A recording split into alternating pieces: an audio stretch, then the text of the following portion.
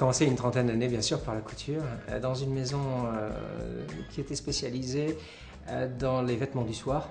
Surtout, nous travaillions à l'époque pour la boutique Dior de l'avenue Montaigne et pour monsieur Pierre Balmain, avenue François 1er. Donc j'ai fait mes classes dans une maison de luxe et j'ai appris mon métier sur le tas. J'ai décidé de venir m'installer rue Saint-Florentin. J'ai lancé donc ma marque de prêt-à-porter.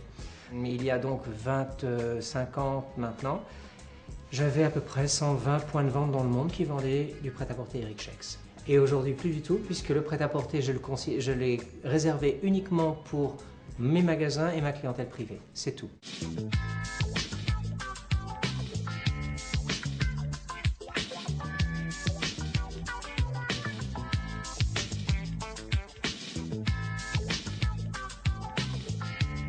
Donc, comme vous le savez, première étape, le dessin, les collections, on dessine.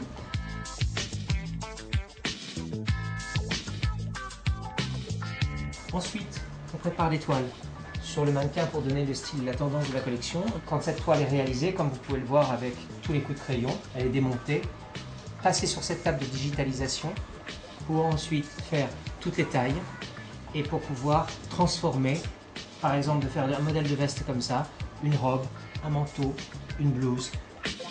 Comme je vous l'ai expliqué, les toiles ont été faites, digitalisées, et ensuite, quatrième étape, on rentre sur l'informatique avec notre collaborateur qui s'occupe en fait, lui, de mettre en forme tous les patronages, de leur donner des annotations, et puis de pouvoir ensuite, avec moi, à côté, décliner sur un vêtement, de pouvoir décliner plusieurs pièces comme je vous l'ai expliqué. Et la dernière étape, en fait, la sortie, une fois réalisée en informatique et mis dans un dossier, du patronage sur le tireur de plan. Et ensuite, ça descend à la coupe. Donc en fait, l'avant-dernière étape, juste après donc, la sortie des patronages, vous avez la coupe.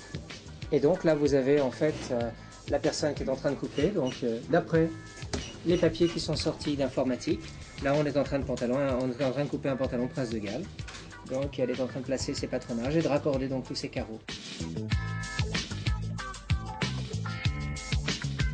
Et ensuite, la dernière étape, c'est le montage de la pièce principale, en fait, du modèle de collection.